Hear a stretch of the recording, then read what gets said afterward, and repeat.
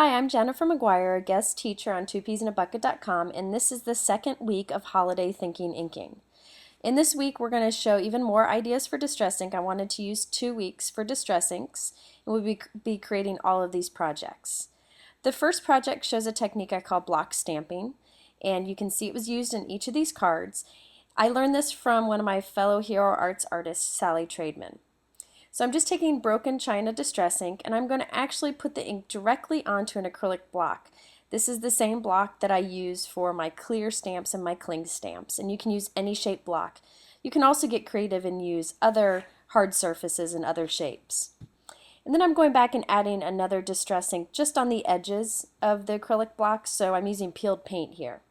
You can see I don't have complete coverage, but that's okay. Just want to get some ink onto it. Now I'm putting this over one of my cloth napkins and I'm spraying it several times with mini mister with water, and you can see the puddles forming there. Now I would definitely practice this a few times on some scrap paper so you can get a feel for how much water you need. I'm just going to stamp it on the center of a snow note card from Hero Arts, and as I push down you can see the ink moving. That means it's going to be good and smooth. And then I'm going to carefully remove it. You can see all the ink puddling up. Don't worry. Just carefully try to lift it up so you don't mess up the edges of the card. And now I'm using that same cloth napkin to kind of pull the ink towards the center of the card. You could let it dry, but it'll end up with darker areas and make it uneven, which is a great look. But for this, I wanted kind of a smooth square of color. You can also use your fingers to spread it around. And there you end up with a nice rectangle of watercolor. It's just a nice little background. Here I used the same colors, but I'm spraying it less to show you that you can get more of a solid, splotchy background. You'll see that there's less water pushing around behind the block, and you end up with more of an uneven look. So it just depends on what you'd like to go for. I could see this for grass or a real vibrant sky, but you can just move it around with your fingers, pick up some more ink and kind of paint it on there, whatever you like best. After letting these dry, I added some basic gray felt embellishments. I love how easy and quick these are to use. And I'm using a post-it note to mask off the edges so that I can add some stamped snowflakes. So I'm just using the same color of distress inks that I used on the block. And since I'm not using water this time, it'll stand out nice and vibrant. Wanted to show you also how you can cut your clear stamps. I wanted to use this Merry Christmas image, but it was too long to fit in that spot, so I'm just cutting it right between the words. Don't worry, you can always go back and mount it the correct way. I lay it on my craft sheet here, and then I put the block directly onto it, and now it's mounted in a different way and will fit into that small area. So I'm just going to stamp it on here with black ink. Just another way to use your clear stamps. So here are some finished cards. This one is the first one I made with lots of water and the broken china and peeled paint ink. This one is the one I use with less water, so you can see it gets a little more vibrant. And this next one I use Stormy Sky and Pumice, which are blue and gray, for just a different look. Next I wanted to show you a crazy technique I call ink bleeding. Figured this out by accident one day, but I think it's super fun.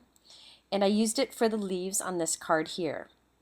Now on this you want to use watercolor paper. It works best. You can try it with regular cardstock, but I definitely like it best on watercolor. And I'm just stamping with a distress ink. Again, you want to use distress ink because it plays well with water. And I've got my water here, and I'm just going to give it 1 or 2 quick spritzes and watch the ink just kind of bleed around like this great wicking effect. And depending on what colors you use, there's a more intense look. Now you can either let this dry naturally or zap it with a heat gun, which is what I prefer to do, so it just kind of holds with this bleeding look. If you let it dry naturally, it'll end up bleeding even more. The red is pretty impactful here. If you give it 1 or 2 light spritzes, you'll see some great bleeding effects there that just give like this veiny look, which I think is great for leaves.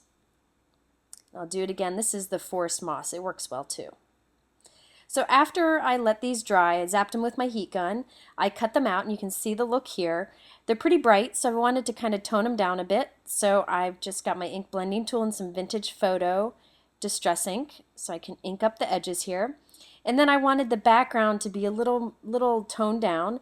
So I'm just taking antique linen, which is a light brown, and just pressing it directly onto the leaves just to give it a softer background.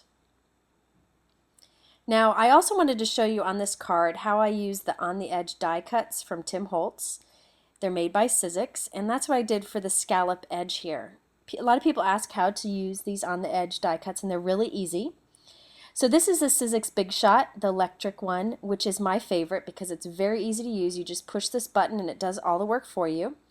You have two plates and you just take your die, and you can see the two different options. There's a scallop with holes and then a regular scallop here. And you put the paper up against that edge die. And this is 5.5 inches, so it's perfect for the length of a card, or you can do it a few times for a scrapbook page. Then you put the other plate on top, push it into the die cut machine, and press the button, and it does everything for you. And this machine can be used for any die cut you have. It comes with these plates that can be changed out. Very simple. I'll show you that in another video sometime. So this is the die cut machine I use for everything now. It's just wonderful.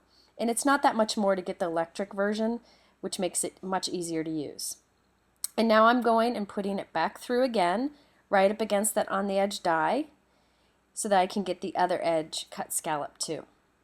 I'm just feeding it through, and you'll see that both sides are cut. You can measure it beforehand. I just usually cut little strips this way and then just add them to my card layering. And you can see the effect of that great uneven scallop there. Now on to the last project. This is generation stamping. I think generation stamping works great with distress inks, and I did it for these trees. Generation stamping is when you ink it and stamp it once and then stamp it again without re-inking. And I'll show you here. I'm using watercolor paper again because I feel it really works well with this technique. I'm just inking it up with some peeled paint distress ink, and then adding a little color here and there with some forest moss. You can use other inks for this, but again, it works best with the distress ink. So now I'm going to spray this a few times with some water. Actually, first I'm going to go and take the ink off the trunk here and add walnut stained brown distress ink for the trunk. Now I'm going to spray this a few times with water. How much water you use changes how watercolory it looks in the end, so it's totally up to you. I'm going to give it a good few spritzes so it's nice and wet. And then I'm going to stamp it. Now this is going to look awful at first, but trust your teacher, it will dry lovely because we're using watercolor paper. So it'll absorb and be just gorgeous. Now, I'm not re-inking this. I'm just kind of moving some of the ink around to some of the areas that didn't have as much. You don't have to do that. Giving it just a couple more sprays, and then I'm going to stamp it again. And you'll see a lighter version of this. And you can keep doing this and get more and more images, lighter and lighter. Totally up to you, but I'm going to stop here. Actually I lost some of my trunk here, so I'm just kind of painting it back in. Now we're going to do some painting. I showed this in last week's video. You can see how lovely those trees dried. Anyways, I'm pressing some pumice stone, which is the gray distress ink, onto the craft sheet and adding some water, and now just picking up some of the color with my paintbrush and kind of painting the snow slopes. And I'm wiping it away because I really want it to be nice and soft. And I'll just paint a few snow slopes in with the distress ink. This pumice stone is great for kind of a neutral look. And then I'm using some tumbled glass distress ink with some water to do the sky. You could use even more water here, actually saturate the paper first to make it real intense, but I just went through and added a soft sky. And then I just went and stamped over the entire thing with this script stamp from Hero Arts and pumice stone ink, just to kind of pull it all together and soften the whole feel. Finally, after trimming it and adding my greeting, I'm going to add some gems. This is the Tim Holtz craft knife. It's great because it retracts. This is my favorite knife, and it comes with a replacement blade. It's a great price. And I'm just picking up each of these pearls and gems from the Hero Arts mixed accents to add to the tree. Then I have this pattern paper from Basic Gray I wanted to use in the background, but to tone it down, I'm just putting lots of walnut inks, distress ink over the background. So there's the finished card. A lot of people were asking in the last class about how you do re-ink your distress inks. Whenever they seem dry, I go ahead and do it. I do it more often for my distress inks than other inks. I just fill up the dropper here, squeeze it onto the ink pad, and you'll see it slowly absorbs. You can leave it like this or move the ink around with the dropper here. Whatever you want, you'll see it slowly absorb, and if you want to, you can repeat it again. And I find that does the trick every time. Thanks for watching another video. If you have questions or want to participate in the challenge, visit twopeasinabucket.com.